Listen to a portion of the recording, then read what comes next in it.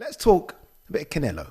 Oh, a bit of Canelo. A bit of Canelo. Do you know what? We did this episode last Thursday, and we were like, what's going on? Yeah. Is it happening? Is it not? And then overnight, we're both like, God, that escalated quick. Yeah, overnight, I felt like the episode was redundant. I was like, yeah, literally, that's the same. I might as well throw the episode away. Honestly, it felt like that because, remember I asked you, true or false, does Canelo versus Jake Paul happen next? And you said true. I said true. Don't blame me. I think the world was like that.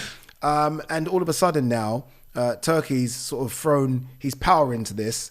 And where Canelo was this close to fighting Jake Paul, it's no longer happening, at least not for 2 or 3 years. And Canelo has now signed a 4-fight deal with Riyadh season. First fight in May in Riyadh, William Skull. I also said I thought that this was Canelo's last calendar year in boxing. Obviously not. Because it seemed like, Jake Paul, Terence Crawford checking out. Yeah. Nope, we have him until at least the end of 26. Yeah. That's insanity. Yeah. It is insane. We don't normally get that with boxers where they kind of write out the schedule. Yeah. The most we get is the next 2 fights. We've had it with Floyd and Canelo where it's May, September. You kind of boxing only guarantees you that. What he's done with Turkey is now it's almost guaranteed us 4 fights. So it's Skull, it's Crawford, it's Bivol or Hamza Shiraz or Eubank, and then it's question mark. Weird that, like Hamza Shiraz, Eubank or Bivol. It's kind of strange. Well, Canelo be 36 come the end of this deal. 36. So this has to see him out. William Skull. Can you imagine the money, by the way? Oh, man. Can you imagine what Netflix were offering? That's what I mean. And he's decided, no, we're not doing that. We're doing this. For him to walk away from that fight with Jake Paul, which would have done, whether we like it or not, it would have done mega numbers with Netflix. It would have broken it. So for him to walk away from that to do this, it's crazy. And it's serious because he's fighting in Riyadh. Canelo is America or Mexico. He's in Riyadh, Saudi Arabia. Not only that, he's doing this on Cinco de Mayo. I know. Cinco de Mayo weekend, which is Vegas through and through. That's what I'm saying. The bag must be so much that he's like, we're fighting in Saudi Arabia. And next year he won't be on any of the Mexican holidays. No. February and October. It's complete opposite. I can't imagine the phone call. I can't imagine a phone conversation that removes Canelo from Vegas to Riyadh. It's insane. But there's one thing, him fighting on a ring card in Vegas. I kind of expected that. Yeah, that's what we all thought. But he's fighting in Saudi? You know what will be interesting? Will the Mexicans travel? There is the big question. This will be interesting because so far, really, only Fury and AJ fans have travelled, really. And it's not a big trip, from the UK to Saudi. But from, again, the West Coast and all the East Coast, you've got fans everywhere. To Saudi. To Saudi. In particular, to kind of say like the West Coast, Mexico, places like that, to Saudi. That is not an easy trip. Yeah, that's going to be slightly different. It will really show how big a star Canelo is, because I genuinely think he will do great numbers over there in Riyadh. I really do think he will. You think they will travel there? Oh, I think with Canelo, his fans will follow him to the end of the earth, I think. You know what I'm intrigued about? Like I think the undercard. Oh, that's what I was thinking. I'm so intrigued about who's on this May undercard. We love Canelo, but his undercards are always trash. Crap. They're crap. Then we never get any You're always kind of looking a bit like, right, I'll just watch the main event. Riyadh don't do that. Turkey doesn't believe in that. He doesn't do that. I think they're going to go.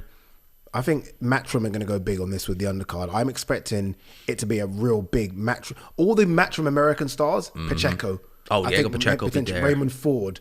I'm expecting those guys to be on this. I expect this to be a real, because I heard that they're putting this one on at something like basically the time that suits West Coast. So this is going to be so American centered. So even though it's going to be on in Riyadh, it's still going to be like proper 10 in the morning American or something. It's going to be so it's going to be prime time America. So I don't think there's going to be many Europeans on this card. I think this is going to be a full American card. Has me wondering then. I'm wondering if Boots Ennis is regretting anything now, because he's probably thinking, crap, could get over there. Could have been over there. It's going to be epic. But that leads to the Crawford fight. Yeah. Which me and you, we were both like, oh my God, is this fight, is it done? Yeah. Is it gone? Still the biggest fight for me. That could be made still the biggest fight. Yeah. It's still, and they're doing it in America. Yeah. They are not bringing, they know where they're bringing that. That sticks to that date that we knew, September 13th at Raiders Stadium. Yeah, and now, no disrespect to William Skull, he will lose. Sorry, William. Yes, he will. This will be for undisputed. This will be for Crawford has a chance to go down into the record books of record books. 3 times, never been done before. Never been done before. And if you're Crawford, you are now as motivated as you've ever been.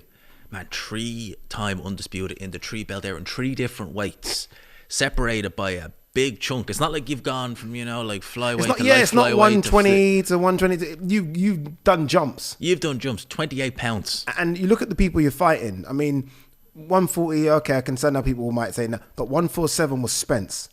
Do you know what I mean? 147 was Spence. 168 is Canelo. The guys in the weight class. Each guy was pound for pound when you fought them.